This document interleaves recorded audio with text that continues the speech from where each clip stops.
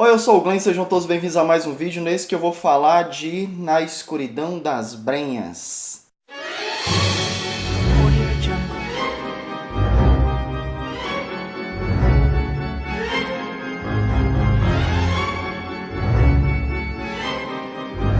Audio Jungle. Galera, eu saí do Halloween, mas parece que o Halloween não saiu de mim, eu continuo lendo literatura de horror, mas não é não. É porque acontece que o livro que eu estou lendo eu vi que não daria tempo de eu terminar no tempo preciso para estar aqui trazendo vídeo, sendo fiel a todas as quarta-feiras, então eu resolvi ler um livro mais fininho, que eu também estava me coçando de vontade de ler, então aproveitei o útil ao agradável e li esse aqui, Na Escuridão das Brenhas, que eu gostei demais.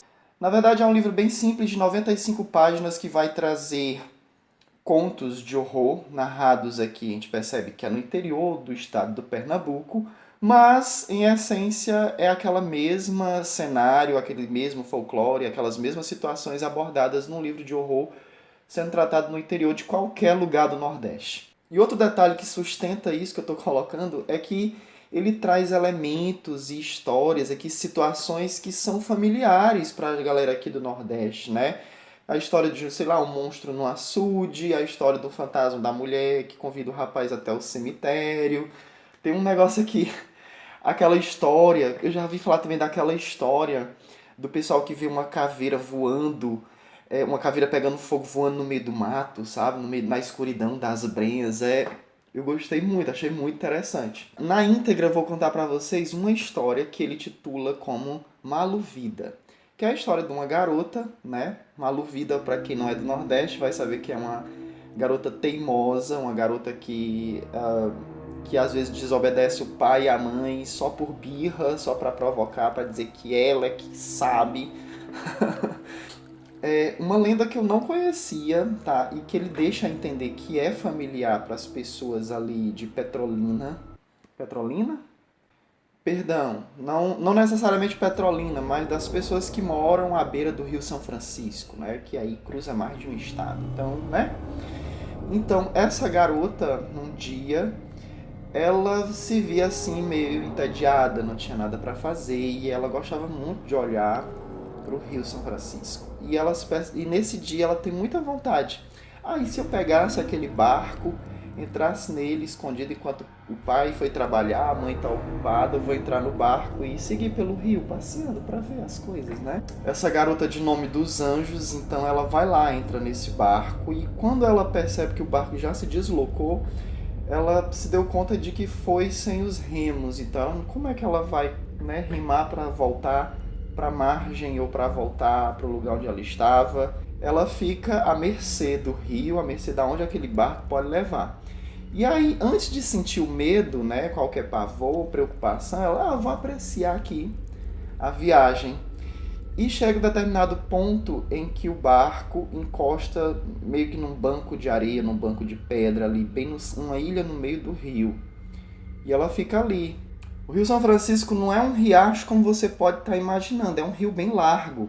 E aí ela começa a ficar preocupada, ela começa a ouvir um barulho estranho, o barco começa a balançar depois que ele encosta nessa ilhota e isso já está de noite. E ela não tem a quem pedir ajuda, ela olha assim, não tem nenhuma casa por perto, ela percebe que gritar não vai adiantar de nada. Mas daí que esse barco começa a balançar, começa a sacudir, ela começa a se encolher, meu Deus, o que é isso? E começa a rezar, meu Deus, me salva desse pesadelo. Então de repente ela percebe ali uma mão pousa ali na borda da canoa e ela percebe que entre os dedos da mão tem uma membrana, com uma membrana de peixes e pato. E tipo uma mão escura, né? Ela se encolhe, o barco vai balançando. Quando ela percebe, essa força está empurrando o barco de volta para a margem do rio. Ela sai do barco, quando ela está de pé, que ela se volta novamente contra o barco, ela vê uma criatura alta, forte, muito escura, só que com os olhos brilhantes, como amarelos brilhantes. E ela reconhece aquela como a lenda do Nego d'Água, que era essa lenda que eu não conhecia. Então ela corre, né? O que é que falta fazer? Você saiu de um barco, tá no meio do mato, vê uma criatura dessa, o que é que você faz? Você corre. E nisso que ela grita, ela já percebe ali pelo mato rondando, né, o seu pai numa burra, num cavalo, num burro, não sei, chamando por ela, dos anjos, e aí quando ela vê o pai, ela, pai, o nego d'água, e ela sobe nesse bicho e foge com ele, né?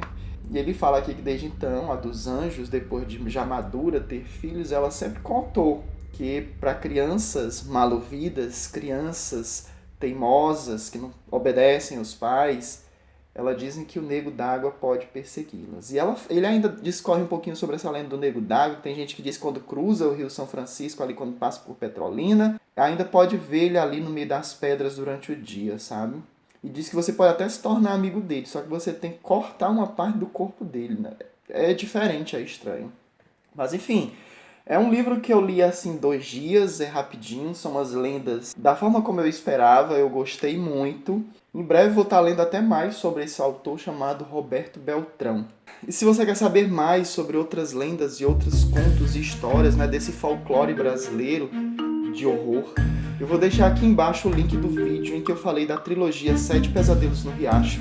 E vou deixar aqui embaixo o vídeo do Álvares de Azevedo, Noite na Taverna. Ambos foram da semana do Halloween. E se você gostou desse vídeo, por favor, dê um like. Se você não se inscreveu ainda, se inscreva no canal. Comentários são sempre bem-vindos e até o próximo vídeo.